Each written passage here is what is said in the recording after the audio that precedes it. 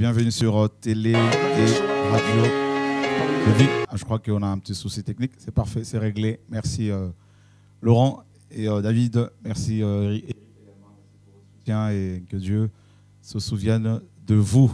Voilà, donc on est bel et bien en direct sur TV Radio de vie. Il est 20h32, heure de Paris. Et merci, merci au Seigneur et également aux frères et sœurs qui prient pour nous. Et nous saluons également tous nos détracteurs que nous aimons beaucoup parce que grâce à leurs attaques, nous avançons, n'est-ce pas? Donc, voilà, bonsoir tout le monde. Bonsoir Yann et mon frère Florent, tout ça. Alors, on va rapidement vous passer le micro. Bonsoir, comment vas-tu? Bonsoir, je vais bien. Est-ce que tu es encouragé par ce que Dieu fait en ce moment? Ben oui, je ne fais qu'être encouragé par ce que le Seigneur fait dans ce ministère. Donc, on voit que la main de Dieu est là, en tout cas. D'accord. Donc, que le Seigneur soit grandement béni. Nous n'avons pas... Tu n'es pas choqué par ce Non, que pas Dieu du fait, tout. Ça me donne encore de vitamines pour pouvoir encore aller de l'avant. D'accord. Mais ça me fortifie encore. Tu n'as pas peur pour moi Non, pas du tout. D'accord. Je suis rassuré que le Seigneur est là. Amen. Et c'est lui qui est au contrôle de toutes choses. Alléluia, gloire à Dieu. Amen. Magnifique le Voilà. Seigneur. Gloire à Dieu. On a également des nouvelles personnes. Et, bonsoir. On va juste saluer les frères et sœurs. Bonsoir. Comment tu t'appelles pour les frères et sœurs qui sont là? Alexandra, ouais. Tu as reçu ton baptême, Alexandra? Oui, j'ai reçu mon baptême jeudi. Jeudi. Comment ça s'est passé? Le micro, voilà. Bah, ça s'est très bien passé. D'accord. Tu comme brilles. si hein? je renaissais de nouveau, oui. Amen. Et j'ai l'impression que justement, depuis que je suis baptisée, Dieu éloigne de moi toutes les mauvaises personnes. Et tout le masque et toutes les personnes tombent en fait. Alléluia. Que Dieu soit béni. C'est une belle aventure que tu commences avec le Seigneur. Merci Seigneur. Et puis on a aussi d'autres personnes qui vont aussi se présenter. Bonsoir. Bonsoir. Comment vas-tu? Je vais bien. Alléluia. Comme on dit en Côte d'Ivoire, on dit quoi? On dit que l'œuvre du Seigneur s'accomplit. D'accord. Et que la jeunesse commence à se réveiller. Amen. Et Amen. j'espère qu'il y aura beaucoup plus de jeunes qui vont chercher à connaître le Seigneur. D'accord. Ouais. Que Dieu soit béni en tout cas. Amen. Et on a deux autres jeunes qui sont venus pour la première fois, c'était samedi dernier, au programme de réveil. Ouais. Et qui êtes-vous et qui vous a invité? Bah, moi, je m'appelle Céline. Mm-hmm. J'ai été invitée par mon amie. Mm-hmm. Donc, à la base, je ne voulais pas venir ici, dans l'église, parce que j'ai vu sur Internet des faux pasteurs, des personnes comme ça. Donc, ça m'a un peu... J'avais un peu peur. D'accord. Donc, je lui ai dit avant de venir ici. Donc, par la grâce de Dieu, j'ai écouté mon cœur et je suis venue quand même. D'accord. Et quand je suis venue, je me suis dit, j'espère que le pasteur, il prêchera la bonne parole. Donc, j'ai commencé à prier. Je me suis dit, j'espère que ce n'est pas un faux pasteur. Parce que j'en ai connu. D'accord. Et donc, j'ai commencé à prier dans mon cœur. Et j'ai demandé à Dieu, j'espère que c'est le bon. Donc, voilà. Et tout ce que mon cœur désire entendre, je l'ai entendu. D'accord. Donc, j'étais vraiment satisfaite. J'ai dit, franchement, il y a l'Esprit de Dieu dans cette église. Donc, j'étais vraiment contente. Alléluia. Amen. Ce sont des réunions de réveil. Donc, tu as connu beaucoup de faux pasteurs dans ta vie? Ah bon? Oui, ma sœur. Et on ne revenait plus. Parce qu'il y a des pasteurs qui priaient sur toi, qui te faisaient peut-être des envoûtements, je ne sais pas. Mais je n'avais plus la force de revenir. D'accord. Il y avait un truc. Ma sœur aussi faisait des songes. D'accord. Comme quoi le pasteur, il violait ses services, ses sœurs, tout ça. Donc, et on n'est plus retourné dans l'église. D'accord. Donc, on a arrêté et on a commencé à prier à la maison. D'accord. Donc, voilà. Ok. Et puis, on a une autre sœur. Hein. Bonsoir. Bonsoir. Voilà. Comment tu t'appelles? Charlie. Charlie. D'accord. Alors, raconte-nous un peu ton témoignage parce que, voilà, comment tu t'es converti et comment tu nous as connus? Déjà, je vous ai connu par l'émission TV de vie sur Internet. D'accord. Ma conversion, donc la conversion de mon cœur, je dirais, à Jésus, ça s'est fait hors de l'église locale. J'ai connu Dieu vraiment dans le désert de ma vie. Et donc voilà, vraiment Dieu est grand parce qu'il s'est révélé à moi vraiment d'une manière puissante. Et Et c'est après, j'ai pris le chemin de l'église. C'était dans ta chambre? Oui, dans ma chambre. Ah bon? Oui. Qu'est-ce qui s'est passé? Comme ça, d'un seul coup Non, en fait, j'étais vraiment à la recherche de la vérité. J'étais lassée, en fait, de tous ces mensonges, de ce monde, en fait, où les gens vivent que à travers les apparences. J'étais lassée de ça. Et oui, j'avais vraiment envie de connaître le vrai Dieu, le seul vrai Dieu et unique Dieu. Et parce qu'il y a plein de religions, musulmanes, juives, il y a plein de religions. Mais moi, je voulais vraiment connaître le seul vrai Dieu et unique. Donc voilà, je l'ai trouvé. Et voilà. Tu l'as trouvé? Oui, je l'ai trouvé, il s'est révélé à moi, vraiment. Et tu as pleuré? Comment c'est passé? En fait, non, il m'a vraiment rempli de son amour, en fait. D'accord. Et vraiment, cet amour, comment je l'ai ressenti, comme je le disais la dernière fois, j'avais vraiment envie de me sacrifier sur la croix pour le péché, pour toutes les personnes qui font du mal, pour que le mal cesse une bonne fois pour toutes. Parce que c'est un engrenage, en fait. Et là, le Saint-Esprit m'a révélé que ça a déjà été accompli, que Jésus-Christ a déjà fait le travail. Donc, vraiment, gloire à Dieu. Dans ta chambre? Oui.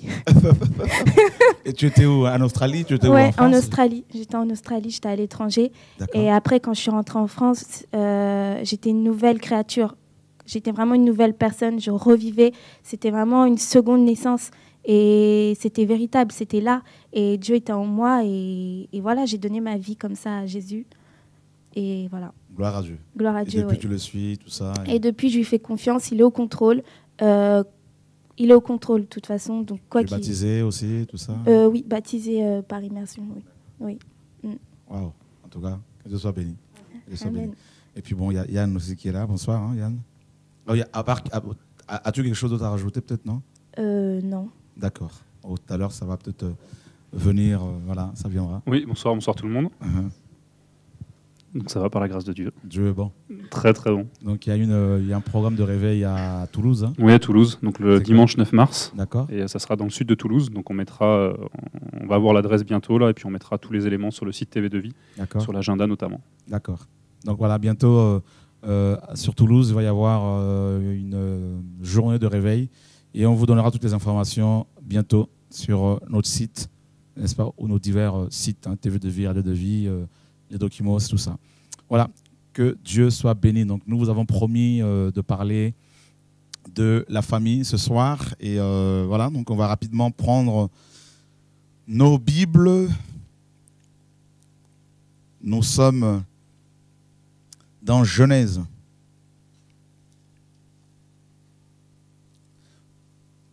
Genèse chapitre 1er. Nous lisons le verset 26.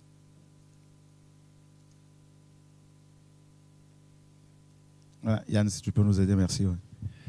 Genèse chapitre 1er, verset 26. Puis Dieu dit, faisons l'homme à notre image, selon notre ressemblance, et qu'il domine sur les poissons de la mer, sur les oiseaux des cieux, et sur le bétail, et sur toute la terre, et sur tout reptile qui rampe sur la terre. Dieu donc créa l'homme à son image, il le créa à l'image de Dieu, il les créa mâle et femelle. Et Dieu les bénit et leur dit, croissez et multipliez, et remplissez la terre, et l'assujettissez, et dominez sur les poissons de la mer, et sur les oiseaux des cieux, et sur toute bête qui se meut sur la terre. Et Dieu dit, voici, je vous ai donné toute herbe portant semence qui est sur toute la terre, et tout arbre qui a en soi-même du fruit d'arbre portant semence, et cela vous sera pour nourriture. Mais j'ai donné à toutes les bêtes de la terre, et à tous les oiseaux des cieux, et à toute chose qui se meut sur la terre, ayant vie en soi-même, toute herbe verte pour manger, et il en fut ainsi. Et Dieu vit tout ce qu'il avait fait, et voilà, il était très bon. Ainsi fut le soir, ainsi fut le matin, ce fut le 6e jour. Gloire à Dieu. Voilà, au 6e jour de la création, Dieu, notre Créateur, notre Père, mes amis, va prendre le soin de créer le premier couple. Il créa l'homme et la femme, nous dit la parole. Et voilà, donc ça, nous sommes bien sûr au 6e jour. Et la Bible nous dit, au verset 26, Dieu a parlé, Dieu a déclaré qu'il fallait créer l'homme à son image. Créons l'homme à notre image. selon notre ressemblance. Pour quelles raisons? Pour qu'il domine. Voilà. L'homme a été créé, l'homme et la femme ont été créés pour, n'est-ce pas, adorer Dieu et ensuite sur terre pour dominer, commander, gouverner. Donc, nous allons parler de la famille selon Dieu, de la famille selon la Bible, de la famille, mes amis, avec l'autorité, la famille qui a l'autorité gouvernementale, l'autorité royale, n'est-ce pas? Rappelez-vous bien de cette parole. Dieu a créé l'homme pour qu'il domine et non pour être dominé. C'est très important, je veux vraiment insister là-dessus, parce que une famille, un homme qui n'est pas, mes amis, qui n'a pas l'autorité de Dieu pour dominer, pour assujettir aussi bien les choses de ce monde, les choses matérielles, l'argent, l'amour de l'argent, que les passions, les désirs de la chair, cet homme-là ne pourra pas bâtir un foyer solide. Dans une famille, mes amis, dès l'instant où les choses de ce monde, les choses matérielles, l'amour du gain, et la richesse, la course à l'enrichissement personnel, dès l'instant où ces choses commencent à prendre le dessus sur l'homme et la femme, le mariage, la famille, n'est-ce pas, ne peut que se briser. Voilà, donc c'est clair. Donc la famille qui marche, la famille qui réussit, la famille qui tient debout, c'est la famille qui a l'autorité gouvernementale pour dominer, pour gouverner, pour contrôler les émotions, les sentiments, les passions de la chair, ainsi de suite. Donc on va voir cela tout au long de notre enseignement. Et donc j'insiste là-dessus parce que c'est capital. L'homme a été créé pour dominer.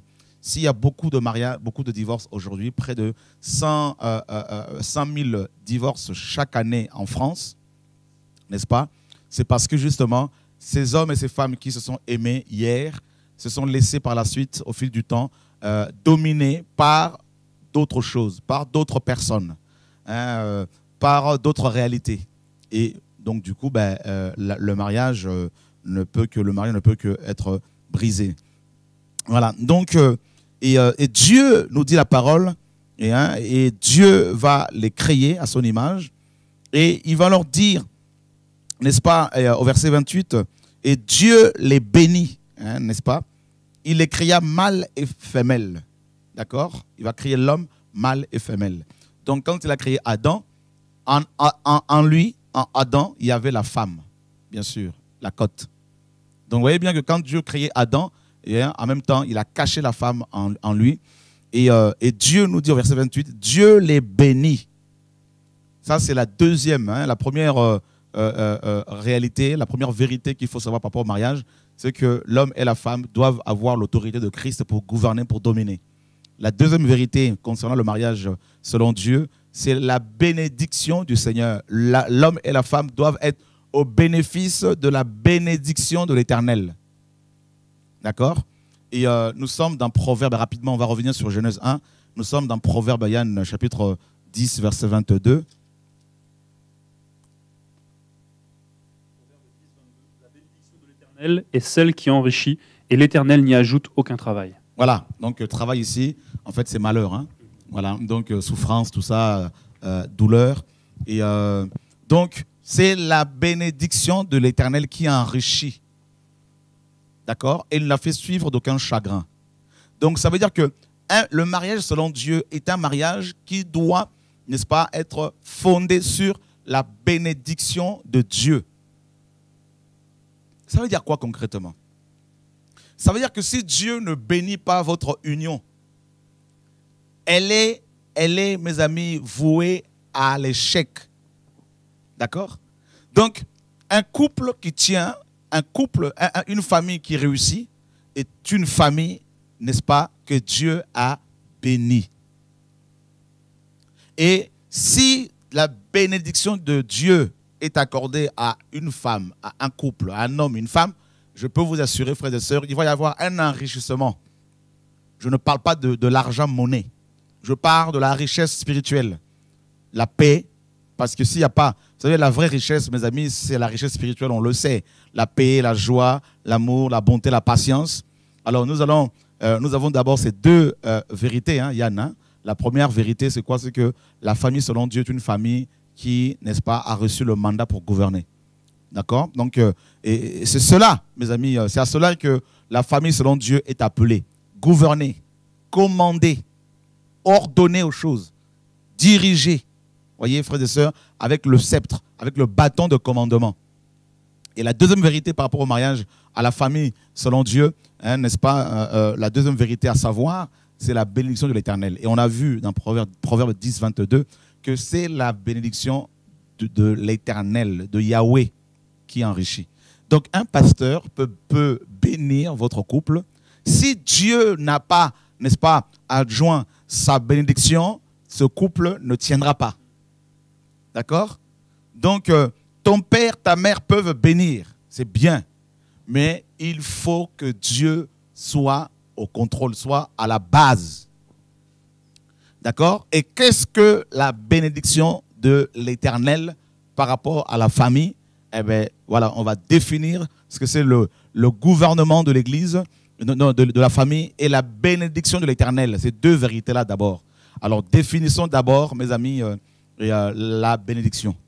Donc, nous sommes dans Galates chapitre 5, verset 22. Galates chapitre 5, verset 22. Merci Seigneur pour ta parole qui nous libère, qui nous éclaire.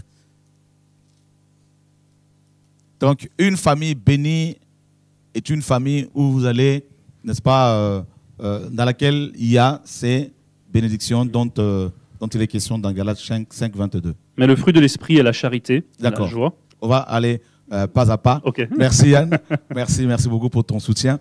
Mais le fruit de l'amour, d'accord, donc c'est la charité. D'accord? C'est la charité. Alors, ici, la parole nous parle de la première bénédiction. C'est la charité. Dans d'autres versions de la Bible, il est question de l'amour. Mais en fait, la charité est un terme beaucoup plus fort. D'accord? Parce qu'il est question ici, en fait, de l'amour agapéo, comme vous le savez certainement. Le français est très pauvre par rapport au grec. Pour parler de l'amour en français, il n'y a pas beaucoup de termes. Hein? Donc, c'est l'amour. D'accord? Et on peut parler de l'affection, tout ça, mais c'est plus l'amour. On parle de l'amour tout le temps. Mais dans le grec, il y a plusieurs termes. Il y a agapéo qui nous parle de l'amour désintéressé. De l'amour, mes amis, sans intérêt. De l'amour, n'est-ce pas, qui transcende.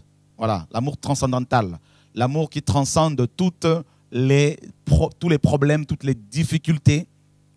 Cet amour-là, agapéo, donc la première bénédiction, donc première conséquence de la bénédiction de Dieu, l'amour agapéo ou la charité, cet amour-là, frères et sœurs, il transcende toutes les différences socio-culturelles, les différences raciales, voyez, parce que Dieu, alors que vous êtes par exemple noir, il peut vous donner une femme européenne, hein, donc blanche, et si votre amour n'est pas agapéo, l'amour qui vient de Dieu, cet amour que vous avez, n'est-ce pas, charnel pour votre épouse qui n'est pas africaine ou antillaise, cet amour ne réussira pas, n'ira pas jusqu'au bout. Il faut l'amour agapéo. C'est pour cela, ici, dans Galates 5, 22, on nous parle des fruits de l'esprit, hein, donc l'amour agapéo. Cet amour te donne à aimer les gens malgré leurs différences. D'accord? Cet amour nous permet d'aimer les gens malgré leurs différences. Alors, on va creuser encore cet amour-là, justement, agapéo, parce qu'il y a beaucoup de couples qui ne tiennent pas parce qu'il manque l'amour agapéo. Il y a l'amour éros, un autre terme utilisé par les Grecs pour parler de l'amour éros qui a donné en français érotique. Cet amour-là, un mariage qui est basé sur l'amour, sur éros, ne tiendra pas. D'accord? Parce que on n'est pas satisfait de la chair. La chair n'est pas satisfaite par le sexe. Donc, une personne qui aime un homme qui aime une femme par rapport au sexe, finira par la tromper parce qu'il va certainement trouver une autre femme qui est beaucoup plus belle, je ne sais pas. Et une femme qui aime un homme par rapport au sexe. Et pareil, elle cherchera à le tromper parce qu'elle va certainement tomber sur un autre monsieur. Donc, et puis voilà. Et si jamais ton épouse est fatiguée pour ne plus à se donner sexuellement, eh ben, tu seras poussé à aller voir ailleurs parce qu'il faut que ta chair soit nourrie. Donc, vous voyez, donc, beaucoup de mariages ne tiennent pas parce que justement, les gens se sont mariés parce qu'il y a eu une attirance physique et non parce qu'il y a eu l'amour agapéo. Alors, définissons l'amour agapéo. Donc, il y a le troisième mot utilisé par le grec pour parler de l'amour, c'est philéo. C'est la filiation. Amour à l'affection naturelle que l'on peut avoir pour n'importe qui, entre frères et sœurs de la même famille, tout ça par exemple, entre amis. Voilà. Alors, définissons d'abord l'amour agapéo dans 1 Corinthiens 13, justement. La famille selon Dieu. 1 Corinthiens chapitre 13. Quand je parlerai toutes les langues des hommes et même des anges, si je n'ai pas la charité, je suis comme les reins qui résonnent ou comme la cymbale qui est retentissante. Et quand j'aurai le don de prophétie, que je connaîtrai tous les mystères et que j'aurai toutes sortes de sciences, et quand j'aurai toute la foi qu'on puisse avoir, en sorte que je transportasse les montagnes, si je n'ai pas la charité, je ne suis rien. Et quand je distribuerai tous mes biens pour la nourriture des pauvres, et que je livrerai mon corps pour être brûlé, si je n'ai pas la charité, cela ne me sert à rien. La charité est patiente, elle est douce. Là, on définit maintenant la charité. D'accord? Donc, l'apôtre nous fait comprendre que on peut s'offrir, on peut offrir, se donner. On peut accepter de mourir pour les autres et manquer la charité. Comment quelqu'un, mes amis, qui a offert sa vie, qui a donné sa vie pour les autres, puisse manquer la charité? Eh bien oui. Comment quelqu'un qui a donné de la nourriture, qui donne de la nourriture aux autres, puisse manquer cet amour-là, cette charité-là? Donc, on peut faire les choses par orgueil, pour prouver, pour montrer qu'on est capable de faire. Voilà, donc pour se glorifier. Voilà, on peut même se faire assassiner ou se faire brûler vif, parce qu'on veut prouver aux gens qu'on aime les autres, alors qu'on n'a pas en soi cet amour véritable. C'est terrible. Et là, maintenant, l'apôtre définit la charité. Donc, pour qu'un mariage tienne, il faut qu'il y ait cette charité-là. Il faut que les gens qui veulent se marier ouvrent grandement leurs oreilles. Pour ne pas se marier dans la précipitation parce qu'il y a une attirance physique. Combien de personnes ne sont-elles pas faites avoir parce qu'elles ont cru que l'attirance physique qu'elles avaient était le vrai amour. Et quand la femme commence à avoir des enfants, le corps change. Et c'est là qu'on s'aperçoit qu'il faut chercher quelqu'un d'autre qui nous attire physiquement. Ou quand un homme vieillit, on s'aperçoit qu'il faut quelqu'un d'autre pour nous attirer. Voilà comment beaucoup sont dans la déconvenue, beaucoup sont complètement confondus. Donc, on définit maintenant la charité, Yann. Et qu'est-ce que la charité, là? La charité est patiente. Donc, on voit un autre aspect de la charité, c'est la patience. Nous sommes dans une génération que j'appelle la génération de McDrive. Tout va vite. Je vais au restaurant, je veux manger tout de suite. N'est-ce pas? Donc, il y a le McDrive. Tu fais la queue et si jamais, mes amis, on dépasse quelques minutes, mes amis, ben là, c'est les gens klaxonnent, toi, ping, ping, ping, parce qu'ils sont pressés. Voyez? Alors, nous sommes la génération du prêt-à-porter. On veut tout de suite avoir un beau costume, tout est bien fait. Alors qu'à l'époque de nos grands-parents, ben, ils allaient voir des tailleurs, ils prenaient leurs mesures, même à notre époque, quand on était petits. Quoique aujourd'hui, on le fait de temps à autre, mais c'est plus tellement comme avant. Tout est prêt. Nous sommes dans la génération du micro-ondes. N'est-ce pas? Du surgelé. On va dans un magasin de surgelé, on va acheter du surgelé, et puis on arrive à la maison avec, on met dans le micro-ondes, on appuie sur un bouton, 5 minutes après, le repas est prêt. Vous voyez, frères et sœurs, nous sommes dans la génération de in vitro. Tout de suite. Vous voyez, frères et sœurs, tout va vite. Les hommes courent après le temps. On n'a plus de temps. Alors, vous voyez maintenant, le fruit qu'est la patience devient, mes amis, rare. Être patient devient rare. Combien de personnes sont-elles encore capables aujourd'hui de faire à manger pendant 3 heures, pendant 2 heures? Voyez, C'est tout de suite des pâtes. On met de l'eau à chauffer, pâtes, ça pousse, ça gonfle. À moins de 5 minutes, c'est cuit. Du riz, tac. À moins de 5 minutes, c'est cuit. Tout va vite. Les haricots sont déjà pré-cuits ou complètement cuits. Il n'y a qu'à réchauffer. Tout va vite. On peut tout trouver aujourd'hui à moins de 10 minutes. Alors, vous voyez, frères et sœurs, comment voulez-vous maintenant que dans les couples, quand il y a des conflits, que les gens supportent? Parce que la patience dont il est question ici signifie aussi, en fait, nous parlons aussi de la persévérance. Le terme hébreu grec, utilisé pour parler de la patience signifie aussi persévérance, persévérer. Or, on ne peut pas parler de la persévérance sans parler des épreuves, des embûches. Donc, tout mariage est amené à rencontrer, n'est-ce pas, les embûches, les pièges. Et s'il n'y a pas la charité, c'est-à-dire d'abord la patience, eh bien, les gens vont facilement trouver la solution parce que c'est la génération du McDrive. Donc, on a facilité également le divorce. D'ailleurs, il y a même une loi qui sera votée et promulguée bientôt où on peut aller divorcer devant un huissier, n'est-ce pas? Facilement. Donc, ça va vite. En un mois, tac, on efface 30 ans de vie commune. Tel un immeuble qui a été construit sur 20 ans et qui va être démoli en quelques secondes. Voilà notre génération, mes amis. La patience dans les épreuves. Et nous sommes toujours dans... Nous voulons creuser encore. Parce que c'est ça l'enseignement. Nous sommes dans Jacques. Hein, on suit l'esprit. Hein? Amen, amen. Voilà. C'est lui qui me donne tous ces versets-là aujourd'hui. Comme d'habitude d'ailleurs. Que son nom soit béni. Jacques chapitre 1er, on va aller doucement. Le mariage selon la famille selon Dieu. Oh, je veux me marier. Est-ce que tu es patient? Demande d'abord la bénédiction de l'Éternel. Sinon, Jacques chapitre 1er. Jacques chapitre 1er. Jacques, serviteur de Dieu et du Seigneur Jésus-Christ, aux 12 tribus qui êtes dispersées, salut. Mes frères, regardez comme un sujet d'une parfaite joie quand vous serez exposés à diverses épreuves, sachant que l'épreuve de votre foi produit la patience. Ah! Donc, pour savoir si tu as la patience, il faut les épreuves. Hein? Il faut les épreuves dans le mariage. Tu vas voir un caractère inconnu de ton mari ou de ta femme ou de ton fiancé, ta fiancée. Maintenant, il va falloir que tu supportes. Parce que dans notre royaume, il n'y a pas de lâche. Amen. Amen. Seigneur, enseigne-nous ce soir que les futurs mariés ouvrent grandement leurs oreilles. Parce que les gens pensent qu'il suffit d'avoir des sentiments pour que le mariage tienne. Il faut, mes amis, la bénédiction de Yahweh. Amen.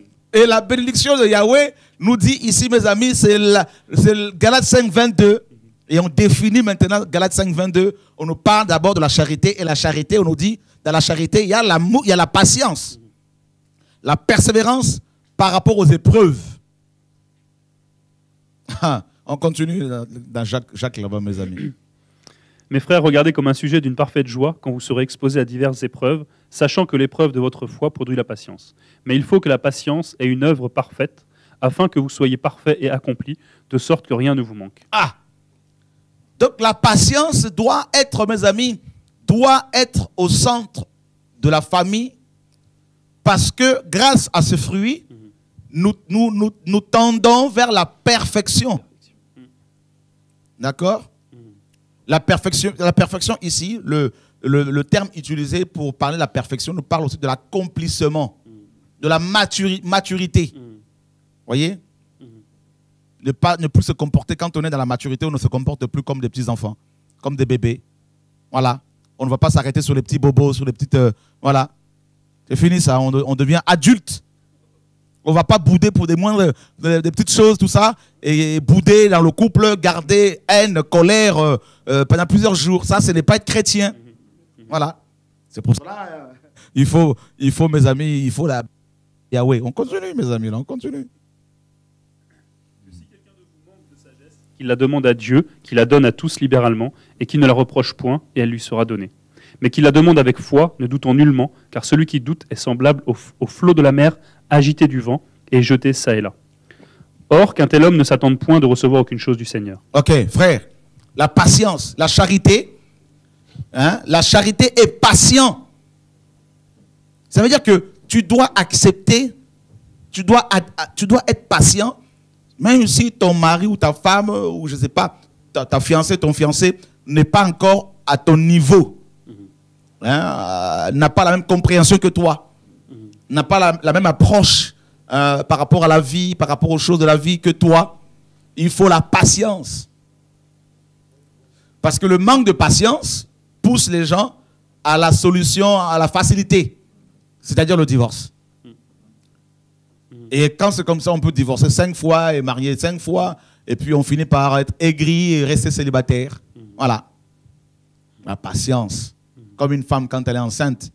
Même si l'enfant lui donne des coups, c'est pas pour autant que la femme va aller voir son gynéco pour dire, écoute, je vais me faire opérer pour que l'enfant soit ôté parce qu'il me donne beaucoup de coups.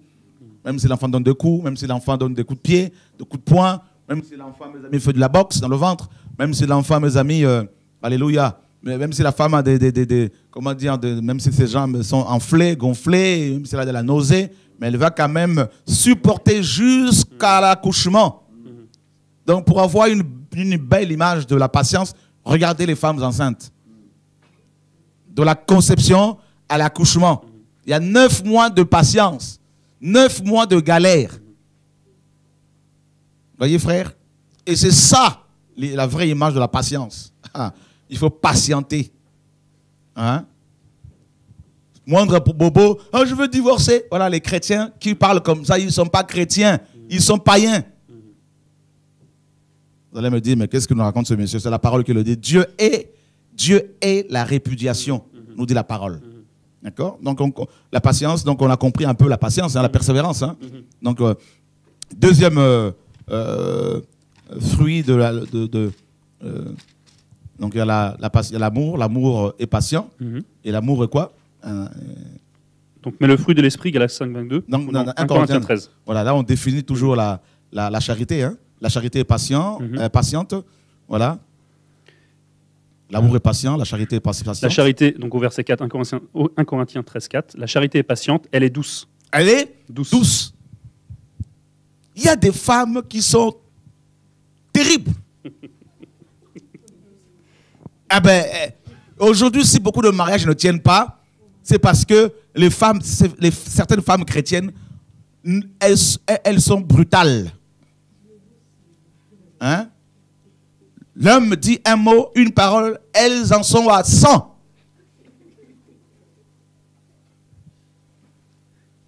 Ça, c'est l'esprit de Jézabel. Elles sont, mes amis, là, comme Proverbe nous dit, hein, comme une carie. La douceur du miel. Voyez? La douceur. Pareil, les hommes également, parce qu'un homme qui n'est pas doux envers sa femme, qui veut montrer du muscle parce qu'il est l'homme, hein, il ne faut pas, mes amis, quand il n'y a pas de douceur, eh bien, le mariage ne tient pas. Voilà. Le mariage ne tient pas. Je parlais hier avec une jeune fille qui est en train d'être abordé par un frère. Mais ce frère n'arrive pas à parler aux femmes. Il n'y a pas de douceur. À croire que les païens ont plus de verbes, hein, que les chrétiens. Comment aborder une femme chrétienne? Il faut donner des cours aux hommes. Hein? C'est important. Parce que beaucoup s'arrêtent seulement sur le Dieu m'a dit, c'est toi ma femme. Ils ne savent même pas dire aux femmes, ah, ta voix est belle. Hein? Donc acheter une fleur pour, n'est-ce pas, gagner le cœur de la femme qu'ils veulent épouser. C'est la cité. Voilà. C'est terrible. Alors les femmes, vous savez que les femmes aiment les belles paroles. Hein? Elles ont été créées pour cela, la femme. Voilà pourquoi Ève avait parlé avec Satan. Satan n'a pas parlé avec Adam alors qu'Adam était à côté. Il a parlé avec la femme parce que la femme aime écouter, aime entendre des belles paroles. Vous ne vous êtes jamais posé la question comment certaines femmes qui ne sont pas belles vont quand même sortir avec des hommes qui sont belles, très belles et qui vont quand même sortir avec des hommes très moches. Mais parce que ces hommes ont la tchatch. Ils ont du verbe. Mais pour nous les chrétiens, eh bien, nous avons la parole de Dieu. Voilà. La douceur, la douceur, la douceur. Voilà. Donc, je crois qu'on va prier pour ce frère, pour qu'il ait davantage du verbe, hein, de la douceur, pour quand même gagner le cœur de cette femme, qui n'attend que ça. Pas grand-chose. Que Dieu soit béni. La douceur, Yann, c'est très important. La famille selon Dieu. Je vais faire la part des choses, mes amis. On continue. La charité n'use point d'insolence. Ah, tout d'abord, la charité n'est point envieuse. La charité n'est pas envieuse. Une femme envieuse, un homme envieux, mes amis, un couple qui est au milieu. Hein, si dans un couple, il y a, mes amis, au milieu de ce couple, s'il y a les envies charnelles, tout ça là, eh bien, ça n'ira pas loin. Une femme qui passe son temps à envier les autres finira par tromper son mari. Voyez? Donc l'amour, en fait, en gros, est désintéressé. Désintéressé par rapport au bien de ce monde. Voyez? On continue. La charité n'use point d'insolence. La charité n'use pas d'insolence.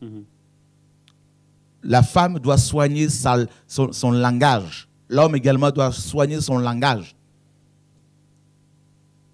Parce que certaines femmes, quand elles se mettent en colère, quand elles commencent à débiter des paroles, mes amis, hein, je peux vous assurer qu'il faut rapidement quitter la pièce parce que sinon vous risquez de vous salir. Et quand on est chrétien, on use de beaucoup de sagesse. C'est très important, même dans le langage, dans le domaine du mariage notamment. On continue. Elle ne s'enorgueillit point. Donc l'orgueil. L'orgueil empêche, dans le couple, empêche les gens de se repentir, de régler les problèmes, d'accepter, d'admettre ses erreurs dans le couple afin de ranger, n'est-ce pas, d'éteindre le feu. Et les signes d'orgueil, c'est les justifications. Un des signes de l'orgueil, c'est tout ce qui est justification, sensibilité, tout ça, voyez, susceptibilité, sont des signes de l'orgueil. Il faut accepter quand on a mal agi et pour pouvoir passer à autre chose. Voyez, l'amour ne point, la charité ne point orgueilleux. On continue. Elle ne se porte point déshonnêtement. Elle ne cherche point son propre intérêt. La charité n'est pas malhonnête. Hein. Amen. Voyez, donc la malhonnêteté, on sait ce que c'est. On continue. Elle ne cherche point son propre profit. La charité ne cherche point son propre profit. Vous savez, beaucoup de couples ne tiennent pas, beaucoup de familles sont brisées, tout simplement parce que il y a au milieu l'amour de l'argent. La femme gagne de l'argent et elle ne veut pas en parler. Elle ne dit pas à son mari combien elle touche. Et le mari également ne dit pas à sa femme combien il gagne. Chacun a son compte bancaire. Et ils n'ont même pas de compte joint.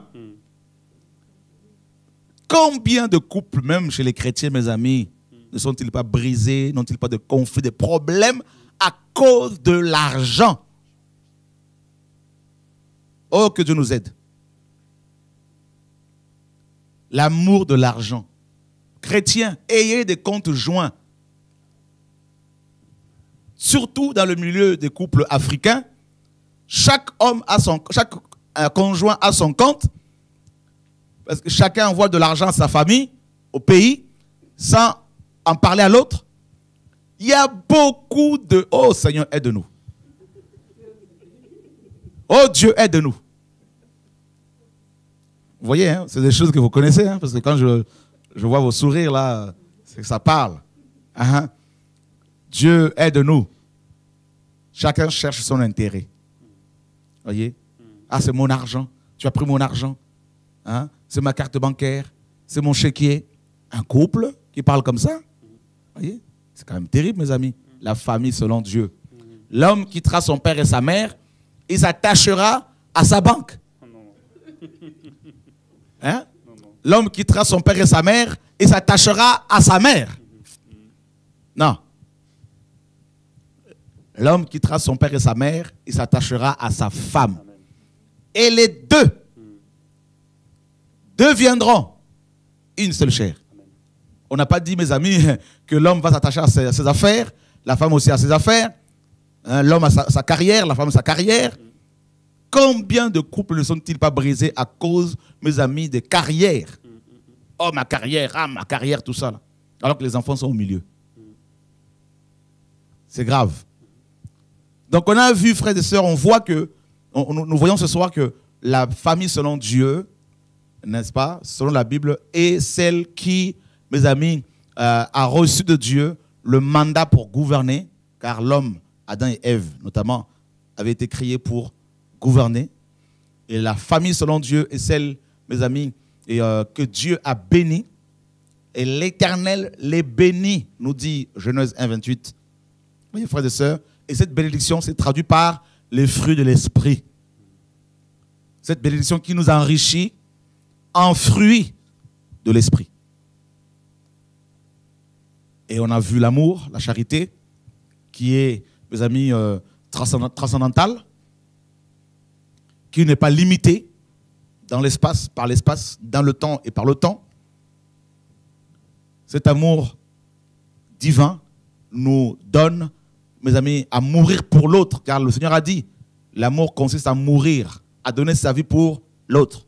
Dans Jean, chapitre 15, mes amis, on peut le lire, Jean. Seigneur, sauve-nous, enseigne-nous tes voies. Jean, chapitre, mes amis, 14, verset 13. Et quoi que vous me demandiez en mon nom, je le ferai, afin que le Père soit glorifié par le Fils. Si vous demandez en mon nom quelque chose, je le ferai. Verset 15. Si vous m'aimez, gardez mes commandements. Et je prierai le Père, et il vous donnera un autre consolateur pour demeurer avec vous éternellement. L'amour consiste justement à garder les commandements du Père. D'accord? Et dans Jean 15, 13. Jean 15, 13. Personne n'a un plus grand amour que celui-ci, savoir quand quelqu'un expose sa vie pour ses amis. Quand quelqu'un donne sa vie pour ses amis. Donc, c'est ça. Un homme qui n'est pas capable de donner sa vie pour sa femme, et inversement, une femme qui n'est pas capable de donner sa vie pour son mari, eh ben, ce couple-là, un tel couple ne peut pas réussir. Voilà.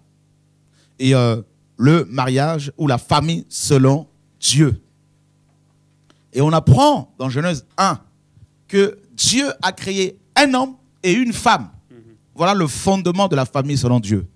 Un homme et une femme, et non l'inverse. Ce n'est pas moi qui le dis. Ne m'enfermez pas.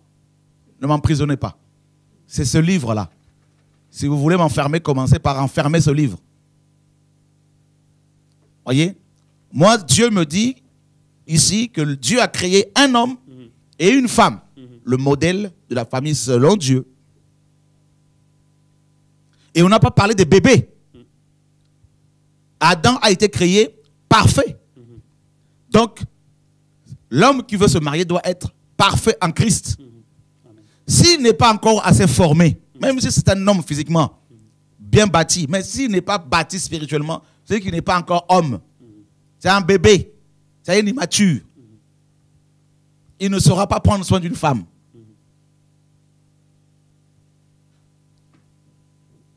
Pendant que la femme aura besoin de lui, lui, il va se mettre à... Imaginez un homme de 30 ans qui est en train de jouer encore sur les jeux vidéo. Il y a beaucoup d'hommes comme ça. Aujourd'hui, énormément. Voilà.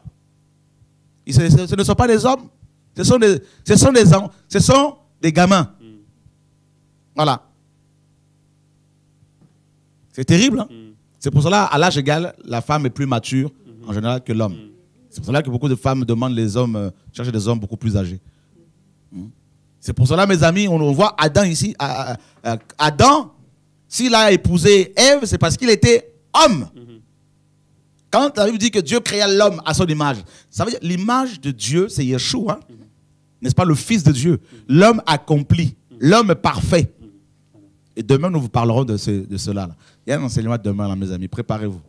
Il y a un enseignement que Dieu m'a donné hier, pendant qu'on méditait en famille. Voilà, donc c'est l'homme parfait en Christ. Ça, c'est la troisième vérité.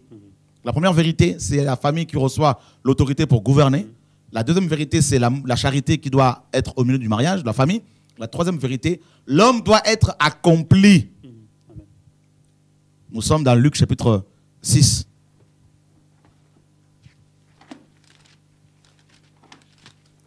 Merci Saint-Esprit pour ces passages. Luc chapitre 6. Et Merci Seigneur pour ta parole. Alors, Luc chapitre 6, c'est ça hein? Oui. Voilà. Et voilà, on parle du disciple accompli. Merci Seigneur pour ta parole. Voilà. Donc, on va prendre donc Luc chapitre 6, je disais, on va prendre à partir du verset, voilà, à partir du verset 41. Et pourquoi 39, pardon. 39. Il leur disait aussi cette similitude. Est-il possible qu'un aveugle puisse mener un autre aveugle? Ne tomberont-ils pas tous deux dans la fosse? Le disciple n'est point par-dessus son maître, mais tout disciple accompli sera rendu conforme à son maître. Le disciple n'est point au-dessus de son maître, mais tout disciple accompli sera comme son maître. D'accord? Donc ça veut dire quoi? Tout disciple accompli, c'est parfait. Voilà l'homme, la troisième vérité par rapport à la famille selon Dieu. Être accompli, un homme accompli. Un homme que Dieu a suffisamment formé est capable de prendre soin de sa famille. Un chef, quoi. Amen. Parce que l'homme est le chef. Vous voyez, non? Donc, quand Dieu... En fait, quand... Vous voyez, Adam n'est pas né bébé. Adam n'a pas connu la période de l'enfance. Il est venu à l'existence étant déjà adulte. Étant un homme parfait. Parce que Dieu l'a créé parfait. Vous voyez? Un homme capable de prendre soin de sa femme. Il était tellement capable de prendre soin de sa femme que quand cette dernière lui a proposé de manger le fruit, il a mangé. Et là, il a désobéi au Seigneur, malheureusement. Vous voyez? Alors, mes frères et sœurs, si vous voulez vous marier, assurez-vous que vous êtes accomplis. D'accord? Que vous êtes parfait en Christ. Vous me direz, frère, mais comment peut-on le savoir? Eh bien, Galates 5, 22. C'est ça? Être accompli, être comme son maître. Tout disciple accompli sera comme son maître. Et comment? En fait, en gros, dans la troisième vérité, c'est-à-dire être accompli, nous parle de l'homme accompli qui est Yehoshua. D'accord? Yehoshua. C'est-à-dire, mes sœurs, vous qui voulez vous marier, comparez vos prétendants à Jésus. Il nous a dit dans Ephésiens 5, Marie, aimez vos femmes comme Christ a aimé l'Église. Un homme qui ne t'aime pas comme Christ t'a aimé, mais il ne faut pas l'épouser. Christ t'a offert des fleurs. Est-ce que cet homme t'a déjà offert des fleurs? Ça, c'est juste un exemple. Hein. Voilà. Est-ce que vous savez que nous sommes comparés à la fleur de rose? Ce n'est pas moi qui le dis, c'est Cantique de Cantique qui le dit. Voilà. Un homme qui ne t'invite pas au restaurant, il est toujours là en train de te parler en langue, toujours, tu ne vas pas manger le parler en langue. Un homme accompli est celui qui ne va pas vouloir voir ta nudité avant le mariage. Il va te respecter avant de te toucher. Il va t'honorer d'abord par le mariage. Voilà l'homme accompli. Mais un homme qui veut tout de suite avoir des rapports sexuels, vous devez le fuir. Un homme qui va te rouler une pelle, c'est-à-dire qui va t'embrasser, n'est pas un homme accompli. Laissez-moi vous parler terre à terre. Ah voilà. Alléluia. Un homme accompli va, n'est-ce pas, va couvrir sa future épouse. C'est ça la parole de Dieu, frères et sœurs. Comment Christ est avec nous. La parole nous dit que Christ a pris soin de l'Église. Christ nourrit l'Église. Un homme accompli est celui qui te nourrit, même si tu gagnes plus que lui, ma sœur, mais avec son maigre salaire là, il va quand même te nourrir. C'est ça l'homme accompli. Mais un homme qui est regardant sur ton salaire là, ce n'est pas un homme accompli, c'est un escroc. Alléluia. Je vais me dire, monsieur, mais qu'est-ce qui lui arrive? Ben, c'est comme ça que je parle. Voilà, chacun a sa manière de parler. C'est comme ça. Paul avait son langage, Pierre avait le sien, et puis chacun avait son langage. Je ne suis pas le pape, je ne suis pas, je ne sais pas, voilà. Je sais pourquoi je parle comme ça, je sais pourquoi Dieu me fait dire cela, parce que c'est pour parler à quelqu'un ce soir. Dieu est bon. Alléluia. Dieu est bon. Un homme accompli est celui qui a quitté son père et sa mère. Parce que s'il est toujours dépendant de papa et maman, mais il va t'épouser pour t'aider comment? Comment pourra-t-il t'aider? S'il a encore besoin du lait maternel, comment pourra-t-il te soutenir? L'homme quittera son père et sa mère. Ça veut dire qu'un homme qui quitte son père et sa mère est un homme qui sur le plan, n'est-ce pas, éducationnel, est déjà mature. Sur le plan instruction, est mature. Sur le plan, mes amis, comment dire, financier, il est indépendant. Voyez? Mais s'il dépend encore financièrement, matériellement, émotionnellement de son père, de sa mère, mais il va t'épouser, mais tu vas épouser un bébé et tu risques de devenir sa mère. Hein? C'est pour cela que beaucoup de femmes maternent leurs hommes à cause de cela. Elles ont épousé des bébés, elles ont épousé des personnes immatures. Voilà. Ah chérie, il faut ranger les vêtements là-bas s'il te plaît, tous les jours. Les chaussures, il faut les mettre là-bas tout. Seigneur, sauve-nous. Alléluia. Un homme accompli est celui qui est capable de faire à manger, de faire des courses. Hein? Voilà. De balayer, de changer les couches des enfants. Voyez? Tout ça. Et quand le bébé pleure la nuit, de laisser sa femme se reposer et s'occuper de l'enfant. Ce n'est pas celui qui se met devant la télévision avec sa télécommande en train de suivre le match de foot et qui refuse d'être dérangé. Hein? Ça, ce n'est pas un homme accompli, ça, c'est un idolâtre de footballeur. Voilà. Que Dieu nous aide, frères et sœurs. Il faut être comme Christ, être accompli, être parfait en Christ. Voyez, frères et sœurs? Alléluia, que Dieu nous aide, frères et sœurs, que Dieu nous soutienne au nom de Yeshua. Pareil, une femme qui n'est pas accomplie, vous allez épouser une enfant, hein, et qui, au lieu d'être mère, on voit des femmes qui ont des enfants et qui laissent les autres personnes s'en occuper. Elles ne sont pas capables de prendre soin de leurs enfants, de les materner. Vous voyez? Il y a beaucoup de mères comme ça, là, de jeunes mères, et qui sont encore enfants dans leur tête, incapables de s'occuper de leurs enfants, et encore moins de s'occuper de leur mari. Mais une femme accomplie doit anticiper les désirs de son mari. Vous voyez? Une femme accomplie travaille dans l'anticipation. Vous voyez? Qu'est-ce que mon mari aime comme nourriture, comme repas? C'est important. Au lieu de le faire chauffer du surgelé. Hein?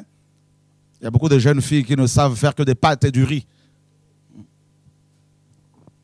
Abraham il a pris un agneau, il a demandé à ce que Rebecca la prête pour les anges.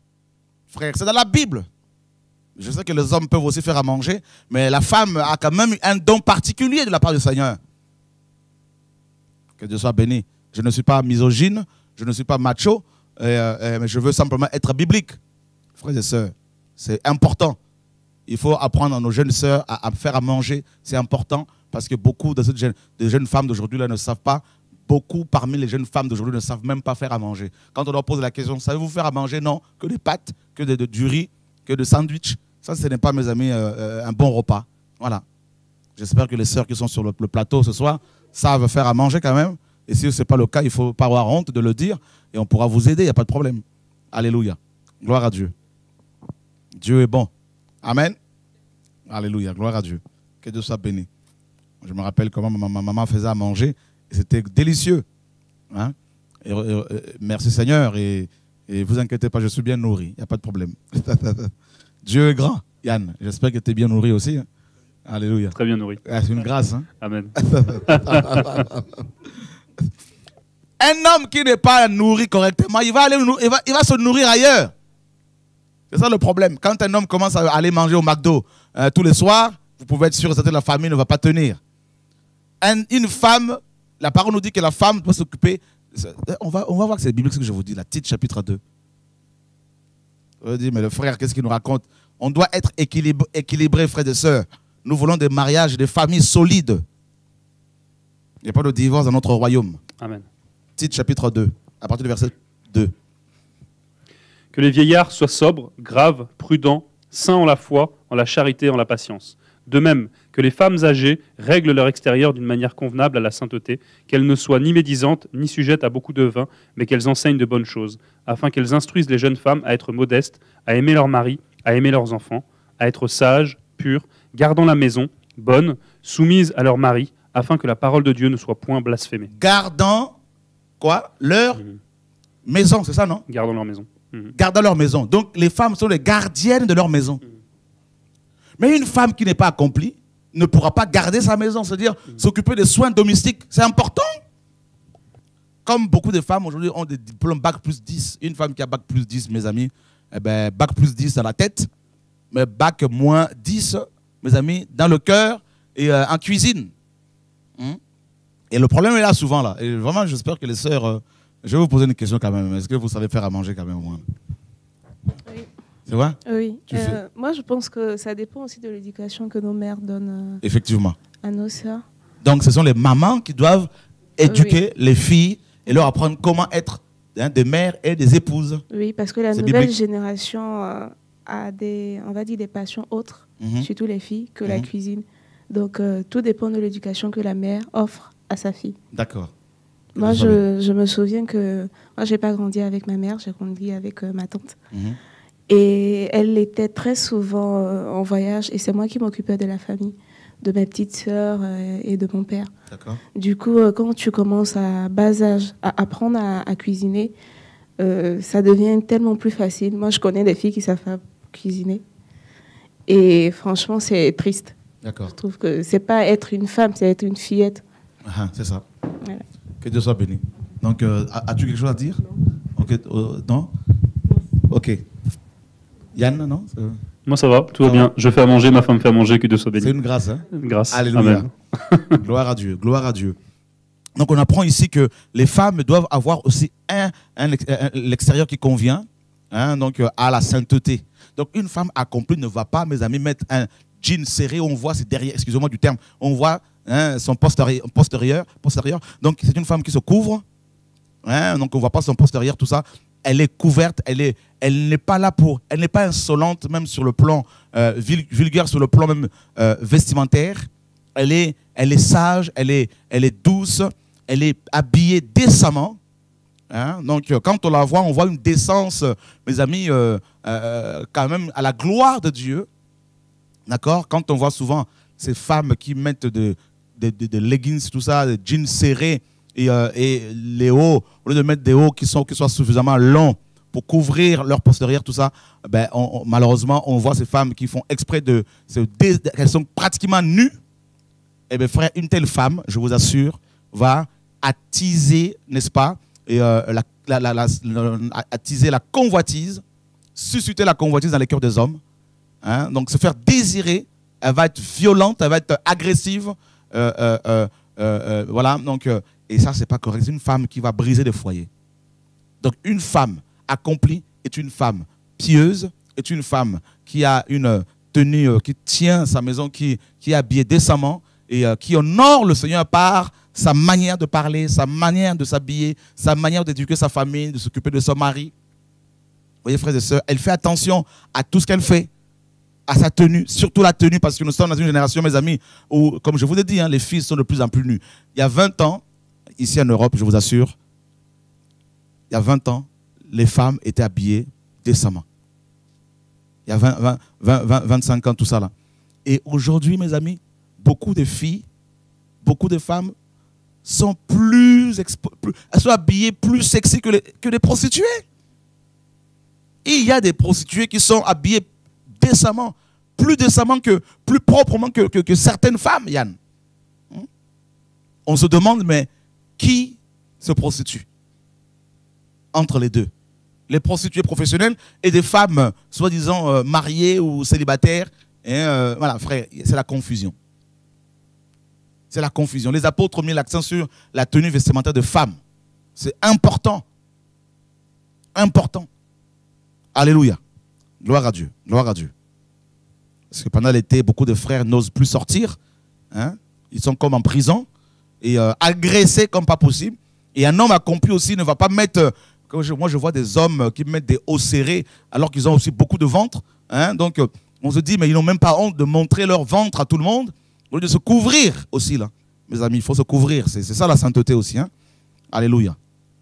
Voilà. Donc, on dit que les femmes âgées aient de même un extérieur convenable à la sainteté. Qu'elles ne soient pas médisantes. Parce que souvent, avec la langue, les femmes elles peuvent aussi embraser le feu de forêt et allumer de petits feux ici et là. Hein? Donc, modeste et chaste et à demeurer dans leur maison. Une femme qui n'est pas capable de demeurer chez elle, qui va tout le temps voir les voisins, les voisines, est une femme qui va créer des problèmes dans le quartier, dans la cité, dans le quartier. Voilà. Elle doit être capable de rester à la maison, hein, pas forcément chercher à aller à gauche, à droite. Sortir de temps à autre, bien sûr, mais prendre l'air, c'est pas de problème. Prendre de l'air, mais quand même, mes amis, là, il faut rester chez soi. Voilà. Comme la parole le dit.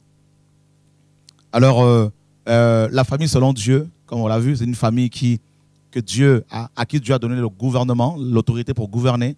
Deuxièmement, la famille selon Dieu est celle que Dieu a bénie. Cette bénédiction, mes amis, se traduit par les fruits de l'esprit. La famille selon Dieu est celle, mes amis,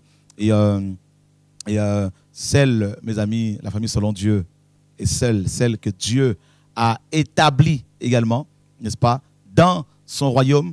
Parce qu'une famille qui n'expérimente pas l'autorité du royaume, l'autorité de Christ en tant que roi, cette famille-là ne tiendra pas. Et nous sommes dans une génération, comme vous le savez, où de plus en plus les familles sont brisées. Donc on a vu, troisièmement, la famille selon Dieu est celle où l'homme et la femme sont, n'est-ce pas, accomplis. Des disciples de Christ qui reflètent sa gloire, sa personne, son autorité, son amour. Donc être accompli. C'est-à-dire capable de, n'est-ce pas, prendre soin de l'autre. Comme on l'a vu, Adam a connu Ève étant mature, étant accompli, étant parfait. Et Ève, pareil, Ève a été formée, hein, elle n'a pas connu la période de l'enfance. Ève était formée directement, elle était créée, accomplie, parfaite. Et voilà pourquoi les deux, mes amis, ont tenu dans leur mariage. Et on ne parle pas de divorce entre Adam et Ève. Hein. Donc vous voyez bien que le premier couple n'a pas divorcé. Et nous pouvons aussi tenir. Et il faut avoir, mes amis, les clés qu'ils avaient, que Adam et Ève avaient. D'accord? Dieu les bénit. La bénédiction. Qui t'a béni, mon frère, par rapport à ton projet de mariage? Dieu t'a-t-il béni, ma soeur? Es-tu certaine d'être sous la bénédiction, dans la bénédiction de l'Éternel? Si ce n'est pas le cas, alors il ne faut pas t'engager dans cette voie. L'homme que tu veux épouser, ma soeur, est-ce qu'il est béni par Dieu? Est-ce qu'il est accompli? L'as-tu comparé à Christ? Réellement? La femme que tu veux épouser, mon frère, l'as-tu comparé à l'Église selon Dieu? Voyez? Il faut comparer cette femme à l'Église. L'Église est soumise à Christ. Beaucoup de femmes ne connaissent pas la soumission aujourd'hui parce que ce sont des garçons, carrément, c'est des hommes, les garçons manqués. Elles ont tellement du caractère, beaucoup de femmes aujourd'hui, frère. Oh là là. Alors là, avec l'égalité de sexe aujourd'hui, vous voyez, nous sommes égaux en Christ, c'est pas de problème, hein, vous inquiétez pas, je ne suis pas misogyne. Mais frère, l'homme est le chef de la femme, nous dit la parole. 1 Corinthiens 11 le dit. Pas le chef qui écrase, bien sûr, le chef qui protège. Vous voyez? Le chef qui donne l'exemple, qui montre l'exemple. La femme, mes amis, qui veut être au devant, est une femme.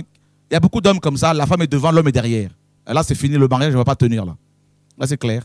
La femme est la poutre. L'homme est le toit, nous dit la parole. La poutre est celle qui empêche le toit de s'envoler. Donc une femme accomplie est celle qui empêche son homme d'aller voir ailleurs. Qui fait tout pour garder son homme. Mais une femme qui parle tout le temps, qui s'énerve facilement, qui s'emporte facilement, va pousser son mari à aller voir ailleurs. À commencer à aller courir après ses amis et pour rentrer tard, une fois que la femme est endormie. Voilà. Et vous avez vu, avant que Ève ne soit façonnée, créée, Dieu a dû endormir Adam. C'est-à-dire, Adam a connu la mort avant de rencontrer Ève. Donc, l'homme que tu dois épouser doit être passé par la croix. S'il n'est pas mort par rapport à la séduction, par rapport à la tchatch, par rapport à la drague, c'est un homme qui va te laisser un jour, une fois que tu auras des enfants, il va partir ailleurs. Voilà. Il faut mourir. Et si le mariage d'Adam et Ève a tenu, si leur mariage a tenu, c'est parce que Ève était la côte d'Adam. Donc il ne pouvait pas y avoir de divorce parce que Ève était la côte d'Adam. Donc Adam ne pouvait pas répudier Ève parce que sinon il s'est répudié lui-même. C'est pour cela que la Bible dit que personne n'a jamais haï sa chair. Ben oui, là, voilà. Dieu nous ouvre les yeux ce soir afin que nous fassions le bon choix. Faites attention au sourire de certaines femmes parce qu'ils sont trompeurs. Ou au sourire de certains hommes parce qu'ils sont très... Et parfois, ils peuvent être très, très dangereux, ces hommes-là. Voilà. Combien de sœurs n'ai-je pas, mes amis, vu pleurer pleurer parce qu'elles sont faites avoir, elles sont faites avoir par des hommes. Et combien d'hommes ne sont-ils pas fait avoir par des femmes dites chrétiennes? Et une fois mariés, ses frères se sont rendus compte que c'était des sorcières. Oh, quelle déconvenue. Alléluia. Dieu est bon. Alléluia. Gloire à Dieu. Frères et sœurs, la pauvreté ne doit pas être rédhibitoire.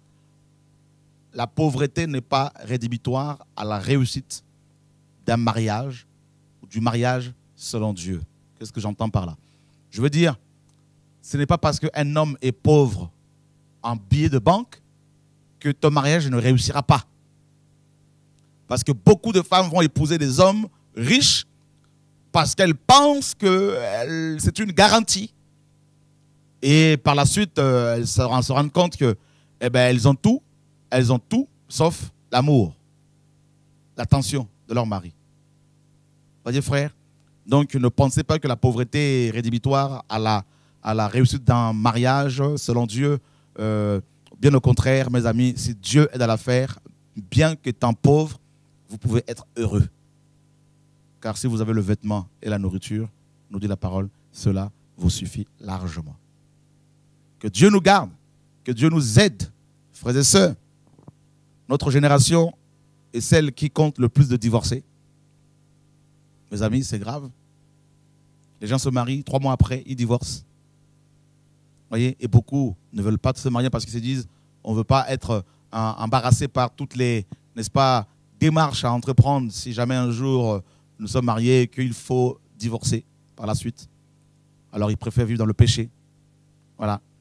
Le mariage selon Dieu est celui qui, n'est-ce pas, que Dieu a béni. Et ensuite les gens honorent, ce couple honore leurs familles respectives et vont devant le maire de leur ville pour officialiser leur union. Et ensuite, mes amis, et bien sûr, ils peuvent aller ensemble. Et Dieu est honoré ainsi. Vous avez vu, Lot a pu sauver ses filles parce que c'était un père digne de ce nom.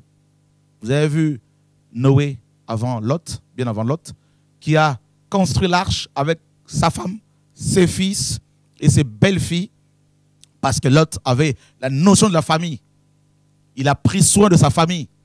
Il a enseigné ses enfants. Il a enseigné sa femme. Voilà les hommes dont nous avons besoin aujourd'hui. Un homme intègre, Lot était. Un homme juste était cet homme. Il a marché avec Dieu également. Gloire à Dieu. Alléluia. Il nous faut des frères comme ça. Des frères qui marchent avec Dieu. Des frères qui vont à contrevent. Des frères qui prennent soin de leurs femmes, de leurs enfants. Qui sont des bons pères, de bons époux. Mes amis, que Dieu soit béni. La famille selon Dieu. Dieu aime la famille. Dieu est celui qui bâtit des familles solides. Nous sommes dans Éphésiens 3.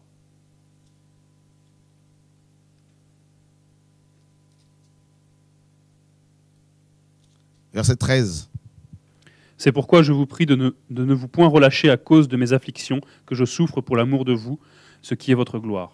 À cause de cela, je fléchis mes genoux devant le Père de notre Seigneur Jésus-Christ, duquel toute la parenté est nommée dans les cieux et sur la terre. Toute la parenté, toute la famille. Amen. Tire son nom. Vous avez vu, l'auteur de la famille, c'est Dieu.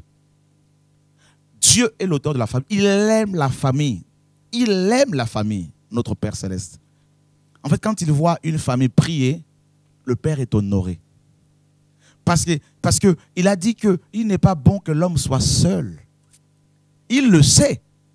Un homme seul est un homme, il peut avoir beaucoup de... Adam était riche, spirituellement, et il avait tout, de l'or, des diamants. Il avait au moins 4 bras de fleuve remplis de pierres précieuses. Mais on apprend que Adam n'était pas heureux. On nous dit que tout ce que Dieu avait créé était bon. Il y eut un soir, et ce fut le premier jour, et Dieu a vu que tout ce qu'il avait créé était bon. Mais quant à l'homme, à la création de l'homme, l'homme a été créé, l'homme a vu, mes amis, Adam était riche, Adam avait Dieu. Il voyait la face de Dieu. Adam parlait avec les animaux. Adam a commencé à nommer tous les animaux. Il appelle lion. Lion, le lion est venu.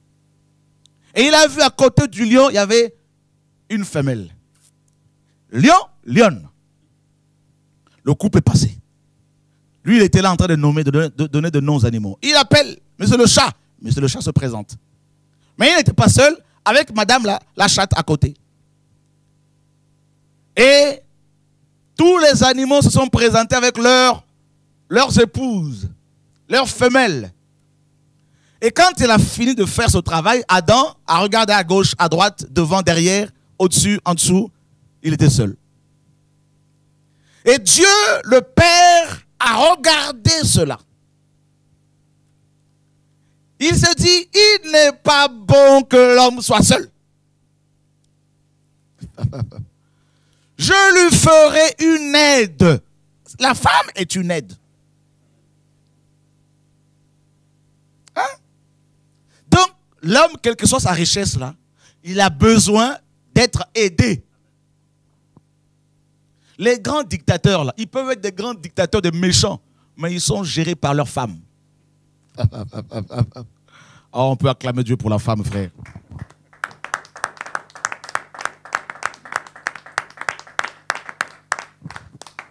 Même les poseurs des bombes, ils peuvent être méchants, mais quand ils sont devant une femme, là, ça parle bien parce qu'ils veulent les avoir, ces femmes-là. Ah ben, tu peux être musclé, tu peux être tout ce que tu veux, mais face à une petite femme, à une femme, même si elle est petite, là, tu vas changer de langage.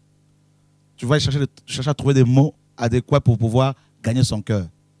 Il n'est pas bon que Adam soit seul. Parce qu'Adam, avec qui pouvait-il causer? Parce qu'ici, il parlait avec, admettons que Adam, un soir, il va parler avec le lion. Pendant 1 heure, et puis tac, la lionne se présente. Chérie, je t'attends. Adam se retrouve seul. Il appelle son ami éléphant. Ils vont discuter. 1 heure après, voilà, la copine d'éléphant, la femme d'éléphant, l'éléphant te vient. Chérie, les enfants te cherchent. Adam se retrouve seul. Il regarde son or. Ah, il est beau. Mais avec qui partager cela? Personne. Il regarde ces diamants-là. Ah, ils sont beaux. Mais avec qui les partager? Personne. Adam prend son téléphone, il appelle. N'est-ce pas? Monsieur l'aigle. Monsieur l'aigle dit, non, non, moi je suis en train d'allaiter, de donner du biberon à mes aiglons. Parce que ma chérie est partie en course. Il appelle, je ne sais pas, madame, monsieur, je ne sais pas, comment je peux dire, je ne sais pas, chauve-souris. Hein, messieurs, parce que chauve-souris, la chauve-souris, il y a quand même des mâles, des femelles aussi, bien sûr. Et voilà, cet homme, cet animal qui lui dit, ben, écoute, nous sommes en vacances. Avec toute la famille. Alors Adam, il était là, mais où je suis seul, tout ça. Et Dieu dit, ok, t'inquiète pas. Il n'est pas bon que tu sois seul. Et Dieu vient et il va anesthésier. Il est le premier anesthésiste. Adam s'est endormi. Et Dieu va l'opérer. Il est le premier chirurgien. Vous voyez? Et il prend une cotte. Il façonne la femme. Mais quelle femme? Une femme formée par Dieu. Pas par n'importe qui. Ce n'est pas une femme que tu trouveras sur e-darling ou je ne sais pas quel site de rencontre. Hein. Ah non. Formée par le Père. Ah non. Avec le cœur du Père.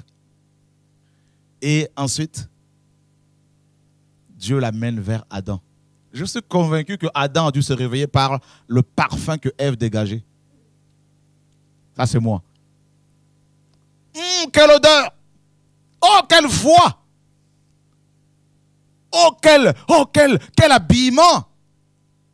Adam regarde, mais elle est comme moi. Elle a deux jambes, elle a des cheveux, des yeux. Elle parle comme moi. Voici cette fois-ci ce qu'il y a eu les autres fois. Celle qui est l'os de mes os et la chair de ma chair. Pourquoi Adam parlait comme ça? C'est parce qu'il a essayé de trouver certainement quelqu'un parmi les animaux. Mais on ne doit pas épouser la femme animale. 1 Corinthiens 2 nous dit qu'il y a l'homme spirituel, il y a l'homme charnel et l'homme animal. C'est-à-dire l'homme irrégénéré. Il ne faut pas épouser les femmes, mais vous avez une femme animale parce que son caractère n'est pas régénéré. Son esprit n'est pas ressuscité. C'est une femme du monde. Donc les chrétiens ne doivent pas épouser les païennes. Et inversement. Sinon c'est des souffrances. Voilà. Adam a dit, hein, celle qui me ressemble, hein, cette fois-ci, celle qui me ressemble. Voilà, en gros. L'os de mes os, la chair de ma chair. Et on l'appellera Isha. Waouh, Isha. Et lui-même, Adam, c'est Ish. Vous voyez, la même racine, hein? Isha, Ish. Et on l'appellera femme. Et directement, on apprend, c'est pour cela l'homme quittera son père et sa mère. Donc, frère, si Adam a quitté son père et sa mère, entre guillemets, hein, c'est parce qu'il avait trouvé une femme. Il y a des hommes qui décident de quitter leur père, leur famille, parce qu'ils ont trouvé quelqu'un. Il y a un couple que j'ai reçu, un futur couple que j'ai reçu tout à l'heure, au bureau. L'homme qui a 26 ans est en train de quitter sa mère pour se mettre avec son épouse, hein, qu'il va épouser bientôt, et puis la maman ne veut pas le lâcher. C'est une maman africaine. Elle dit, non, chérie, tu dois rester à la maison jusqu'à ce que je me porte bien, ensuite tu pourras partir, même à l'âge de 40 ans. Le frère dit, non, j'ai quand même 27 ans bientôt, il faut que je parte. Pourquoi veut-il partir? Parce qu'il a trouvé sa cote. Vous voyez? Voilà. Comme un aimant qui l'attire. C'est ça. L'homme quittera son père et sa mère et s'attachera à sa femme. Voilà. On a des enfants aujourd'hui. Demain, quand ils vont trouver leur cote, on ne pourra plus les retenir. Hein. Fini. Comme un aimant qui les attire. L'amour, rappelle. Voilà, frères et sœurs, la famille selon Dieu. Nous aimons la famille selon Dieu. Nous aimons voir des familles bâties selon Dieu, des familles solides, où Christ est glorifié. Mes amis, au nom de Yeshua. Et je suis convaincu que Dieu peut vous montrer, vous qui me suivez ce soir, vos conjoints, vos conjointes qui sont encore païens. Mais si c'est Dieu qui vous a parlé, priez pour que ces derniers se convertissent. Et veillez à ce qu'ils ne se convertissent pas pour vous. Sinon, ils vont le faire pour vous avoir. Une fois qu'ils vous auront épousé, ils vous lâcheront. Hein, une fois que vous serez dans le mariage, ils repartiront dans le monde. Alors, que Dieu nous garde, frères et sœurs, que Dieu nous soutienne. Au nom de Yeshua. Soyez bénis, soyez fortifiés. Au nom de Yeshua, notre Seigneur et Sauveur. Demain, mes amis, à 20h30, heure de Paris, nous allons vous parler de Yeshua. Il y a un enseignement que le Père m'a donné hier, pendant la méditation, avec les enfants, avec ma famille.